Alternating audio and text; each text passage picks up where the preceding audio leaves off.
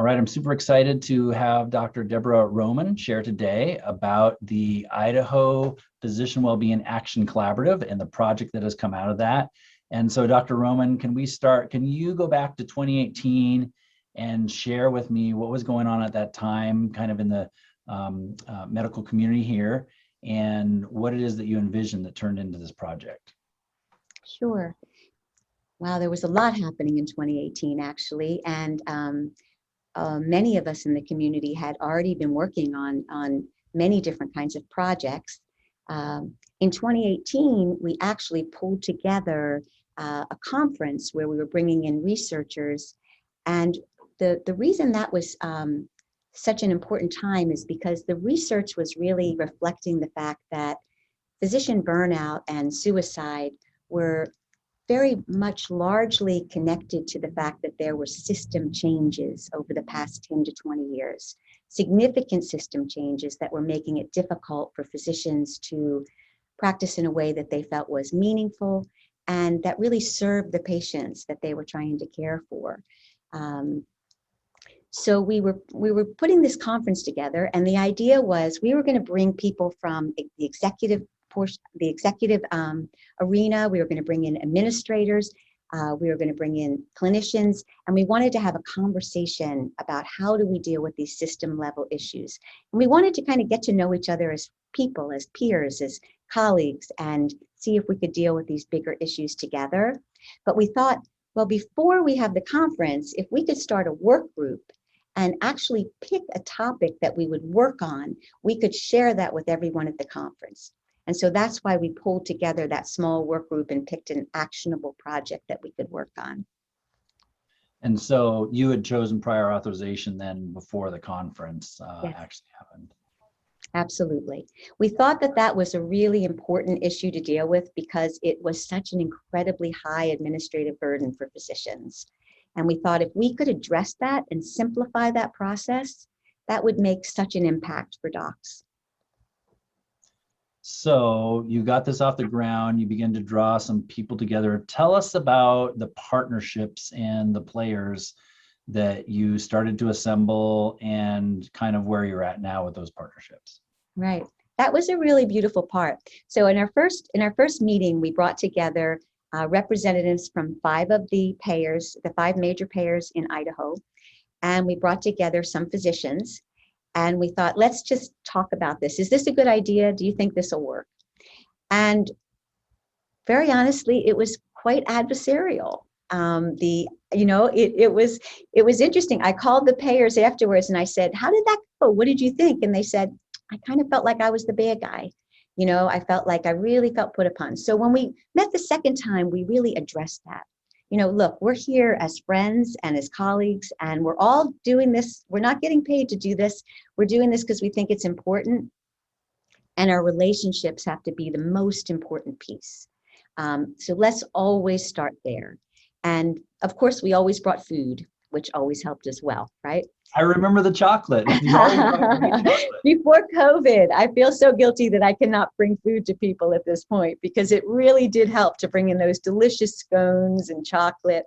But then eventually Ed McEachern, who actually, Ed and I pulled together this idea over coffee. So I want to be sure to mention that we pulled this idea together. We really felt like Boise, and I know you felt this too, Steve, that people were coming to Boise from other parts of the country and saying, how is Boise I should probably not just say Boise, but how is Idaho accomplishing all these things with regard to physician well-being when in other parts of the country, they're not doing it?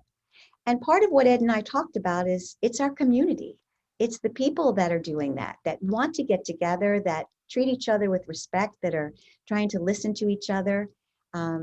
So that's kind of where that was coming from. It really is. And it actually reminds me of the project when we started the Physician Vitality Program through ACMS, and how in putting those policies together, there was all this energy in the room, people like you and others, Dr. Giffen and Katie Schneider and others that were in that room.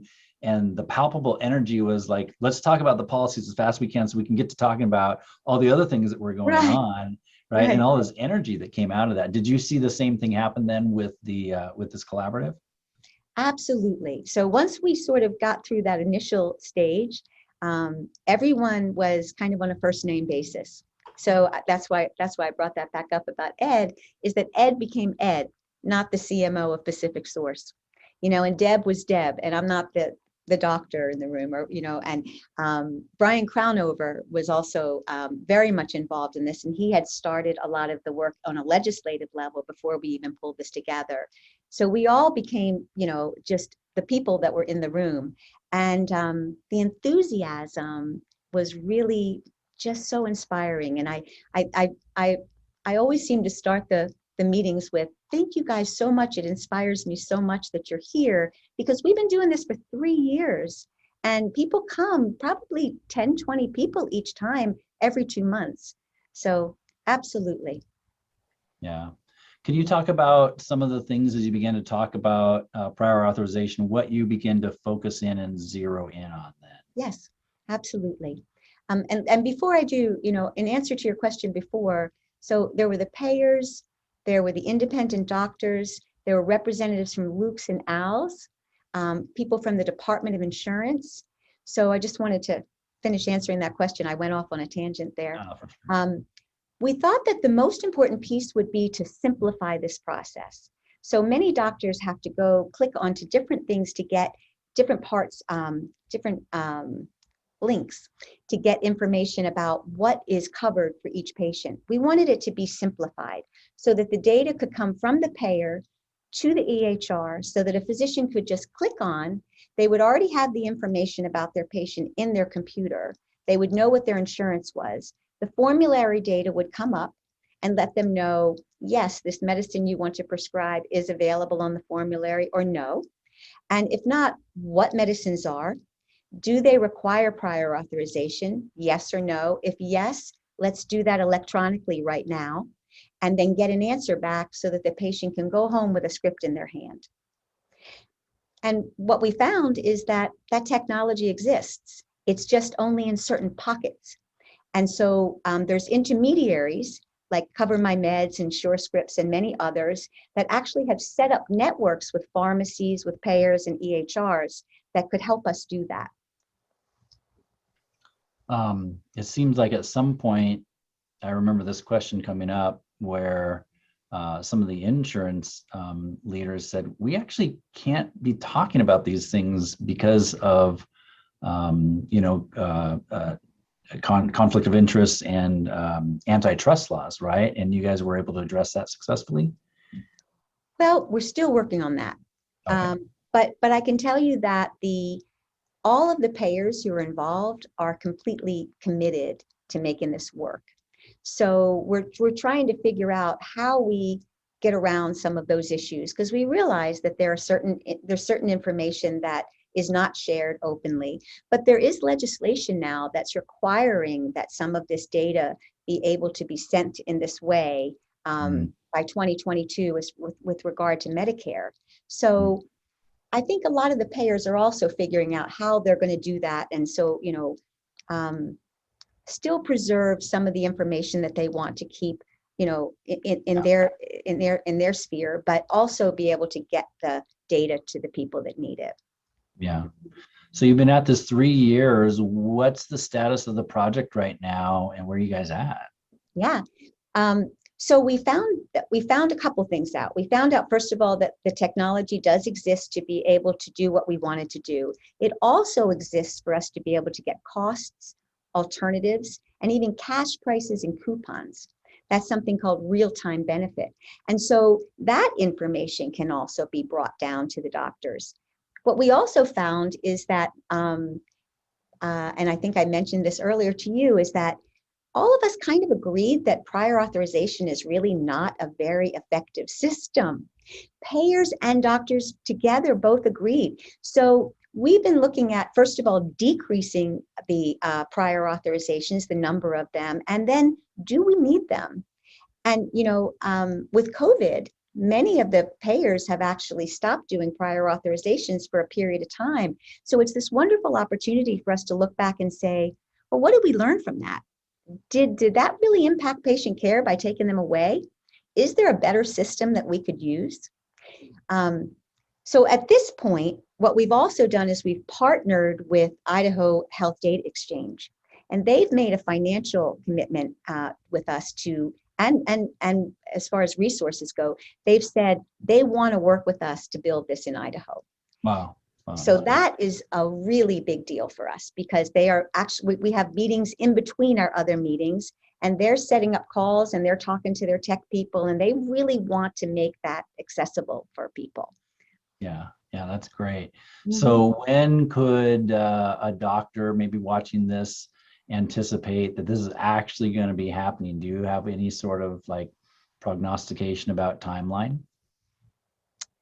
Well, I know that in 2022, there's certain federal requirements that have to be met. So I know that that's going to be one of our timelines, but I don't.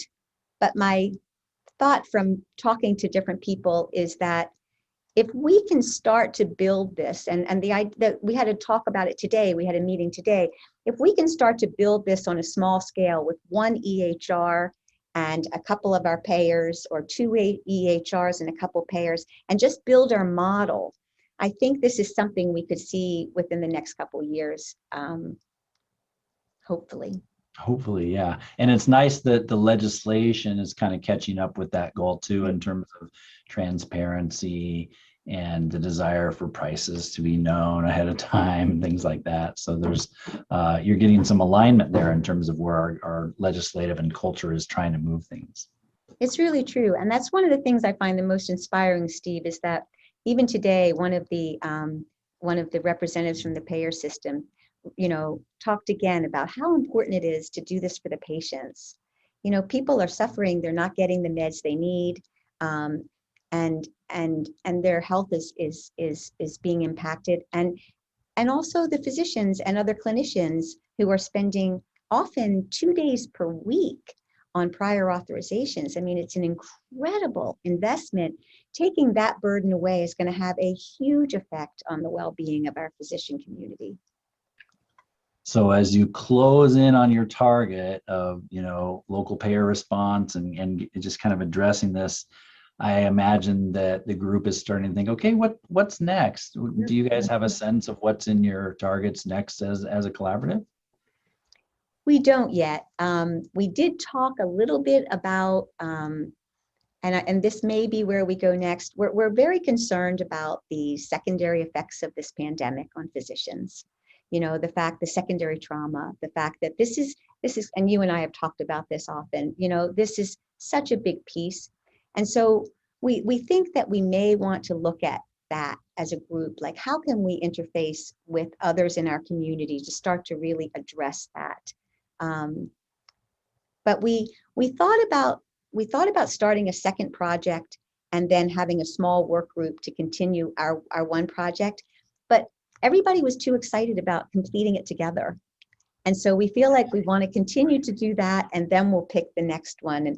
And really, the collaborative is not about prior authorization. The collaborative is about physician well-being. So each time we'll pick another project that really addresses that. Well, for as long as different parties have been working on prior authorization in the state, trying to get some movement at the legislative or whatever Department of Insurance level, you guys have made fantastic progress in 3 years. So there's a lot to be commended and celebrated here. I think it speaks to something you and I talk about a lot, which is, when you're dealing with big issues, whether it's a pandemic or whether you're trying to solve a prior authorization or something else, it's the community. It's the people that come together and say, we're going to do this together. And we're going to do it respectfully. We're going to do it with kindness. We're going to try to understand each other and learn from each other. And that's really, I think, what does it. Yeah, and there's so much reward even in that. Even if we don't get across the finish line together, there's a sense of, but we did it together. So succeed and fail together. Either way, we'll take it, right? Yeah. Success, and we encourage each other a little bit too. We encourage each other when things don't move quite quickly, or when we get discouraged. We're like, you know what? It's a long road. Let's take some of the small wins and appreciate them, and then we'll keep helping each other get there. Yeah, that's great. Well, congratulations on the success you've achieved so far, and looking forward to seeing how it turns out in the future. So thanks for your time today. Thank you, Steve. All right.